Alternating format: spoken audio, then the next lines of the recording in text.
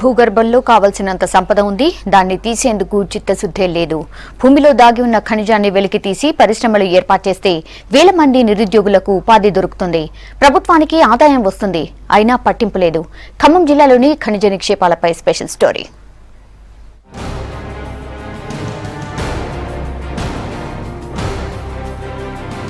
ఖమ్మం జిల్లాలోని కారేపల్లి మండలంలో వేల ఎకరాల్లో విలువైన ఖనిజాలున్నాయి. చీమలపాడు, మాణిక్యారం గ్రామాల మధ్య పెద్దగుట్ట, ఏన్కూరు మండలం తిమ్మారావుపేట, మూలపోచారంలో మ్యాంగనీస్, అబ్రకం నిక్షేపాలున్నట్లు 5 ఏళ్ల క్రితం ఢిల్లీ భూగర్భ పరిశోధన సంస్థ స్టడీలో తేలింది.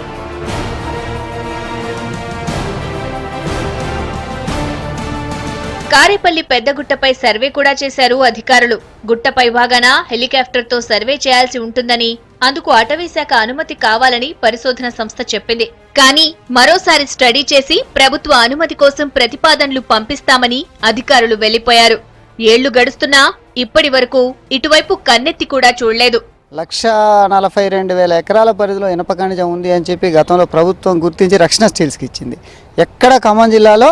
కానీ ఈ జిల్లాలో ఉన్నటువంటి ఇనప ఖనిజం అంతా కూడా మాయమైపోతుంది రోజు రోజుకి. ఎవ్వరికి లీజులు లేకపోయినప్పటికీ అక్రమంగా ఇనప ఖనిజాన్ని గుట్టల్ని తవ్వేసుకొని తీసుకుపోతున్నటువంటి పరిస్థితి. ఒకవైపు లీజులు లేవు, రెండో వైపు ఇక్కడ పరిశ్రమలు లేవు. కానీ ఎక్కడెక్కడో ఇతర రాష్ట్రాలకి, దేశ విదేశాలకి వీటిని స్మగ్లింగ్ చేసుకునేటటువంటి ఒక మాఫియా తీసుకెళ్తున్నటువంటి పరిస్థితి. దీని మీద అధికారులు, విజిలెన్స్ అధికారులు కానివ్వండి, పరిశ్రమ అధికారులు కానివ్వండి, మొత్తం జిల్లా యంత్రాంగం అంతా కూడా వీటిని పట్టించుకునేటటువంటి పరిస్థితి లేదు. చీమలపాడు పంచాయతీలోని రేలకాయపల్లిలో రంగురాళ్లు చాలా దొరుకుతాయి.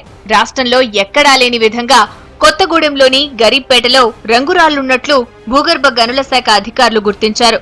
ప్రభుత్వ అధికారులకు పట్టింపు లేకపోవడంతో విలువైన ఈ రంగురాళ్లన్నీ దొంగల పాలవుతున్నాయి. అక్రమంగా కొంతమంది వీటిని రాజస్థాన్ కు తరలిస్తున్నారు.